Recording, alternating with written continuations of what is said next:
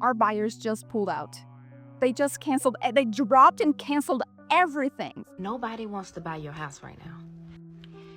Having poor presentation will make your house just sit on the market. All over the country, homeowners are desperate to sell, but nobody's buying. Many thought they'd have a bidding war. Instead, they're stuck. And if you're not careful, you could be next. What happens when you think buying a starter home was a good idea, but you were wrong? Let's find out. The housing market is absolutely trash, and that's for buyers and sellers. For buyers, 7% interest rates are insane.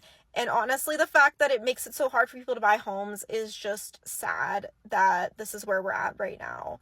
And on the seller end, some of us have our homes that aren't overpriced and really need to get rid of them and can't sell them. And it really sucks for us too, because we can't afford to keep our homes sometimes. So if you're in the Phoenix area and you are looking for a really cute starter home, that was my first little starter home, and specifically looking in Santan Valley, please hit me up. So it sounds like she may have bought more house than she can comfortably afford, and I suspect that she probably overpaid for the home in the first place. In the comments, she mentioned that there are more sellers than buyers in Phoenix, and that there are over 50 homes for sale in her neighborhood. She also mentioned that she's dropped the price multiple times, and that some buyers are choosing to buy new construction homes instead of her home, which is an existing home. It's not brand new. Lastly, 7% interest rates are not high. The average for a 30-year fixed mortgage since 1971 is 7.71%. The median home sales price has increased by almost $100,000 since 2020, and that's a greater challenge than rates if you ask me. Let me know what you think about that. If you've ever wondered whether you really need a home inspector, this next clip might make you think twice. Our buyers just pulled out. They just canceled, they dropped and canceled everything. So what happened was, the inspection came back, and they said there was $20,000 in damages inside the house. There was not. They said they needed a new roof, and they were asking for $10,000 for a new roof. And we said, we'll meet you halfway with 5, because there's no leaking, there's no damage, the roof is old. Okay, it's old. The house was built in 2005. You can move into the house, get homeowners insurance, and have a new roof changed, because homeowners insurance will give you a new roof. And they pulled out. They canceled, they dropped everything, they pulled out. We had to drop the price of the house and put it back on the market. We're back to square one. It's just, oh my God, it's been so hard. Bills just keep piling up. So do you think there was $20,000 in repairs, or was the inspector just seeing things? To be honest, if the roof is old, that means that it needs to be replaced. Why would any buyer want to assume that cost? I know I wouldn't. Also, if they file a claim with their home insurance, odds are it's going to increase their premium if they even approve it at all. I'm not aware of any insurance company that's going to pay to replace your roof if it's simple wear and tear being the reason why it needs to be replaced. I've personally pulled out of offers before because of costs that I'll have to take on either immediately or down the road. It's just not worth the headache. You can't list your home at turnkey prices when there is work that needs to be done. I think she did a great thing by dropping the price, and hopefully she eventually sold her house. So who do you think is at fault here? Is it the seller, or is it the buyer who's asking for all these repairs to be done? Condos might be cheaper to buy, but wait until you see the headaches that can come when it's time to sell. Y'all want to hear some absolute BS? So I've been trying to sell my condo. Finally got an offer. We were good. We were through due diligence. Everything was working out great. I was excited to sell it. And then the buyer's agent calls me and she said, Jacob, we have a problem, a very, very big problem. We're going to have to withdraw from this contract because we have talked to 3 lenders and they will not give a loan because your building doesn't have the right insurance. And I was like, what? Because I checked, and my HOA was like, yeah, we have the insurance needed, because I don't know if y'all know about this, but there's been insurance issues with HOAs and condos, and it's been just kind of a cluster for everybody dealing with this, but I thought we were squared away. Well, come to find out we weren't. Basically what it is a conventional loan like Fannie Mae.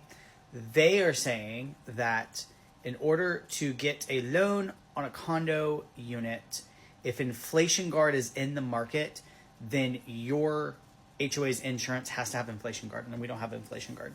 An inflation guard, I don't 100% understand it, but basically it would take into account the gap of inflation from like the appraisal on the unit to rebuild the unit with inflation of labor and goods and things like that.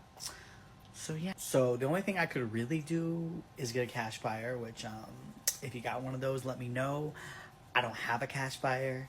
I was working with a cash buyer. It didn't work out. So I've been warning people about condos for well over a year. And if you want to buy a condo, you have to be fully informed. Sometimes condos can be hard to sell because of high HOA fees, limited appreciation, and special assessments. So now that we covered that, don't you think it'll be harder to sell a condo than your traditional single family home? Hopefully he was able to find a buyer and get rid of it. Would you ever buy a condo? Have you bought one before? Let me know. If you think the fact that you love your home is enough for someone to want to buy it, think again. This message is for you. Yes, you. Sorry, but I need you to listen. Okay, come on. Nobody wants to buy your house right now. Having poor presentation will make your house just sit on the market. Think about it. Buyers want to see themselves inside your home, okay? Not it all junky, cluttered up. No. Professional photos are important. Staging is important. Putting all that junk away is important. When your home is listed with me, I offer professional staging, professional photos, the whole 9 yards. The goal is to get your home sold quickly at a great price, okay? Because that is one of your biggest assets. Call me so we can make that happen. And Oh my gosh, I felt like she just slapped me in the face with that phone hit. On a serious note, she's right. Just because you like your house as it is, doesn't mean that someone else does. You have to stage your home for what the market demands. There's a home in my neighborhood that they've been trying to sell for the last 2+ years. The photos are not great, and there's actually a lot of duplicates. I was talking to another agent. He said there's simply too many photos. The home itself needs work, but the price is as if it's brand new. They either have an incompetent real estate agent or a delusional seller hoping that someone overpays for the house. Some sellers think we're in the market that we were in a few years ago when people were buying sight unseen and waiving inspections. It's very important for your real estate agent to do excellent marketing and also educate you on what similar homes have sold for in the area. Some sellers think we're in the housing market of a few years ago and it's hurting them big time. But first, I need you to hit that like and subscribe button. If you want to get better at real estate investing, you got to follow this channel. Here's the harsh truth that you don't want to hear about why your home isn't selling. If your home has been sitting on the market for longer than your median days on market for your area, there is one reason and one reason only that your house is not selling.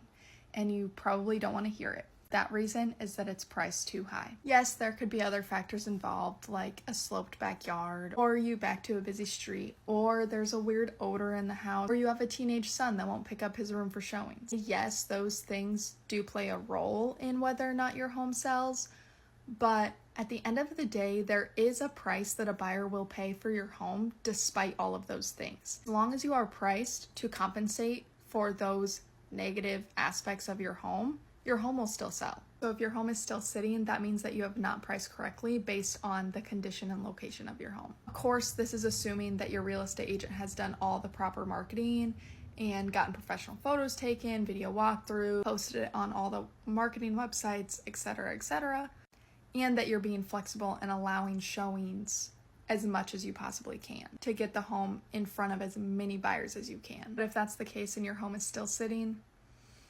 it's probably priced too high. And I know you don't want to lower the price, but the longer you let it sit, the more money you're going to lose. It's important for your real estate agent to do excellent marketing and also educate you on what similar homes have sold for. You would think someone who really needs to sell would host many open houses, but there's a listing in my area that's had one open house in the past month and they have no offers. Why do you think that is? It could partially be price, but also not having open houses could also be a big part of the problem. I even called the listing agent and offered to host one for them, and she said the seller doesn't want them to do open houses, but she will ask. They must really not want to sell the house. One thing that's very clear so far is that choosing the right real estate agent is crucial. In the Keys Within Reach community, this is one of the things that you'll learn. If you're interested in learning more about that, check out the pinned comment. When buying a condo, you might think your down payment and closing costs are the only large expenses, but that's not always the case. More and more condos in the United States are becoming unsellable. nobody can get a loan on them. And I'm not even talking about the huge insurance issue that I recently did a video on, where I explained that condo complexes are having their master insurance policy dropped, and then another reason that nobody can get a loan. I just saw a listing on the MLS where the seller can only sell to a cash buyer because there's an upcoming $25,000 special assessment to repair the elevators for the complex. My first thought was, do you know how many people literally don't have $25,000, let alone have $25,000 that they can suddenly spend? So what happens if all of those people can't fork up $25,000? Well, the HOA fee shoots through the roof.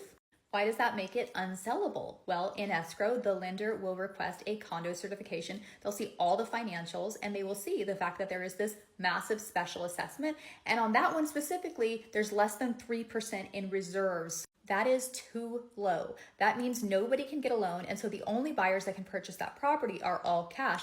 But let me ask you this, how many all cash buyers are interested in purchasing a property where the HOA fees are about to shoot through the roof? This is exactly what I've been talking about. Why would anyone buy a condo that comes with a big, beautiful $25,000 bill after you buy it? I'd rather keep renting and use my cash at a later date for a better opportunity. I understand why people buy condos because in many cases, they're priced lower than a single family home. If you want to buy a condo, make sure the HOA is properly managed, find out if there are special assessments coming up and how often they've had them over the years. This will help you understand if it's a good decision or not. If you think saves and clicks on Zillow mean a home is about to sell, this next clip might make you rethink that. Why is my house getting so many views, so many clicks, so many likes, and so many saves, and nobody is coming to see my house? Got that question from a seller.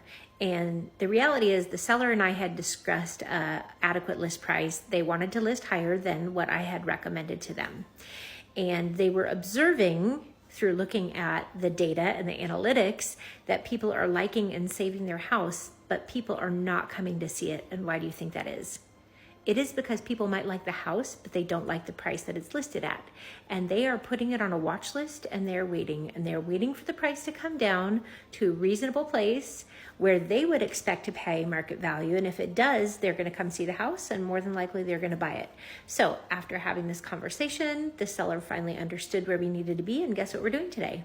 Price reduction. A competent real estate agent will provide an analysis and recommendation for what the list price should be. However, as real estate agents, we have to list the price at whatever the seller wants it to be. This can backfire because sometimes sellers aren't making educated decisions and it's just based on emotion and how much money they want to make. And it's great that the seller is open to a price reduction because a property that isn't priced correctly will be difficult to sell. It's simple as that. At the end of the day, a home that is priced well and presented correctly will sell. In today's market, you can't expect buyers to settle for anything less than amazing. Here's why. Here's why your home probably didn't sell.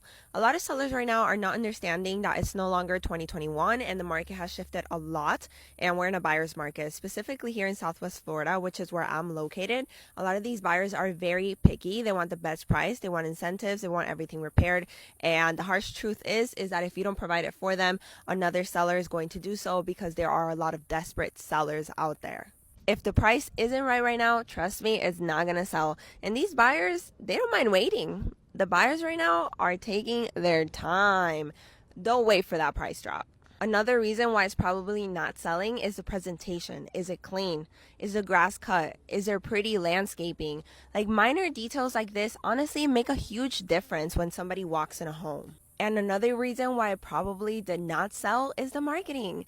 It honestly takes a lot more than just listing in the MLS right now to get a property sold, especially in this market, especially when there's thousands of homes for sale and they're taking days, if not months, to sell. The marketing aspect of it is critical. Ask your agent constantly what it is that they're doing to market your home, how it is that they're getting it in front of thousands of people, and don't undermine the power of social media. This is what I call delusional sellers. You can't just throw your home on the market and expect a 2021 offer. She's also in Florida, which has its own issues when you factor in high insurance costs, among other problems, HOA fees that sometimes are high, and many other things. There's no reason for someone to purchase a home that doesn't wow them at this point. First impressions mean a lot. When someone steps out of their car to your house, house, their jaw should drop. Proper staging if possible, landscaping, and the overall packaging of a home make a huge difference. So if there's one thing these stories make clear, is that today's market is not the same as a few years ago. Sellers can't just list a home and expect buyers to line up. It takes the right price, the right presentation, and the right strategy. So for those of you who've bought or sold a home, what's the most unrealistic thing you've seen a seller do? And for everyone else, if you were in a position where you had a home and you were selling it tomorrow, what are some things that you would do to make it stand out? Let me know in the comments. I would love to hear from you. And if you're thinking about buying or selling, I'm a licensed real estate agent and can connect you with a great agent in your area. So just fill out the form in the pinned comment and we can take it from there. Lastly, if you're a first-time home buyer looking for some guidance on your journey, I invite you to join my Keys Within Reach community. You can find the information for that in the pinned comment of this video. Now that you know about problems that home sellers are having, I want you to learn about how to avoid a mortgage payment that you can't afford. Check out this video right here.